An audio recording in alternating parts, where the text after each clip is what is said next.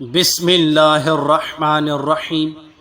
میرے محترم بھائیوں اور دوستوں، حضرت عمرو بن شعیب اپنے باپ حضرت شعیب سے اور شعیب اپنے دادا حضرت عبداللہ بن عمرو رضی اللہ عنہ سے روایت کرتے ہیں کہ جناب نبی کریم علیہ السلام نے ارشاد فرمایا، جو شخص ہمارے غیروں کی مشابہت اختیار کرے گا وہ ہم میں سے نہیں ہے۔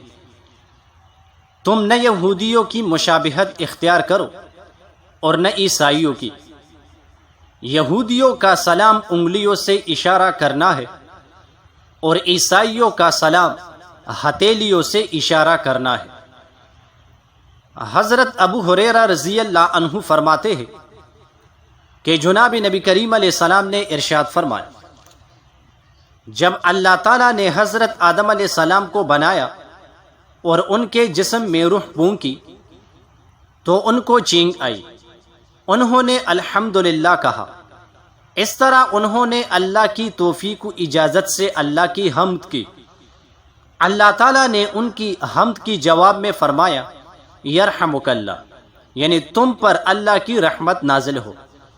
پھر فرمایا، آدم فرشتوں کی اس جماعت کے پاس جاؤ جو وہاں بیٹھی ہوئی ہے اور کہو السلام علیکم۔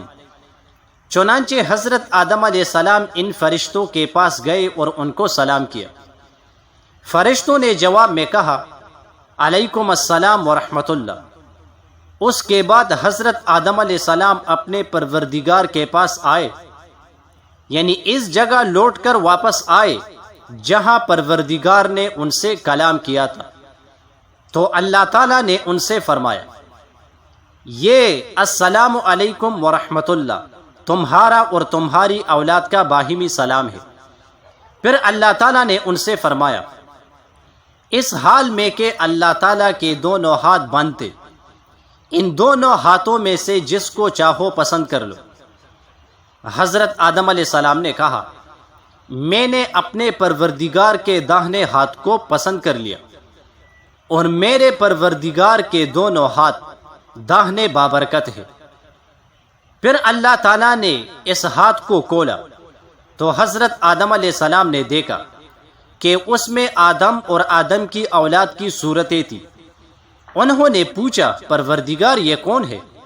پروردگار نے فرمایا، یہ تمہاری اولاد ہے۔ اور حضرت آدم علیہ السلام نے یہ بھی دیکھا کہ ہر انسان کی عمر اس کی دونوں آنکھوں کے درمیان لکھی ہوئی ہے۔ پھر ان کی نظر ایک ایسے انسان پر پڑی جو سب سے زیادہ روشن تھا یا روشن ترین لوگوں میں سے تھا۔ حضرت آدم علیہ السلام نے اس انسان کو دیکھ کر پوچھا، میرے پروردگار یہ کون ہے؟ پروردگار نے فرمایا، یہ تمہارا بیٹا حضرت داؤد علیہ السلام ہے، اور میں نے اس کی عمر 40 سال لکھی ہے۔ حضرت آدم علیہ السلام نے کہا، پروردگار اس کی عمر کچھ اور بڑھا دیجیے۔ پروردگار نے فرمایا، یہ وہ چیز ہے جس کو میں اس کے حق کے ساتھ لکھ چکا ہوں۔ حضرت آدم علیہ السلام نے کہا، پروردگار اگر اس کی عمر لکھی جا چکی ہے تو میں اپنی عمر کے 60 سال اس کو دیتا ہوں۔ پروردگار نے فرمایا، تم جانو اور تمہارا کام جانے، یعنی اس معاملہ میں تم خود مختار ہو۔ جناب نبی کریم علیہ السلام فرماتے ہیں کہ اس کے بعد حضرت آدم علیہ السلام جنت میں رہے جب تک اللہ نے چاہا، پھر اس کو جنت سے زمین پر اتارا گیا، اور حضرت آدم علیہ السلام برابر اپنی عمر کے سال گنتے تھے۔ جب ان کی عمر 940 سال کی ہوئی تو موت کا فرشتہ روح قبض کرنے کے لیے ان کے پاس آیا۔ حضرت آدم علیہ السلام نے ان سے کہا، تم نے جلدی کی، میری عمر تو 1000 سال مقرر کی گئی ہے۔ فرشتے نے کہا، یہ صحیح ہے، لیکن آپ نے اپنی عمر کے 60 سال اپنے بیٹے حضرت داؤد علیہ السلام کو دیے ہیں۔ حضرت آدم علیہ السلام نے اس سے انکار کیا، اس لیے ان کی اولاد بھی انکار کرتی ہے۔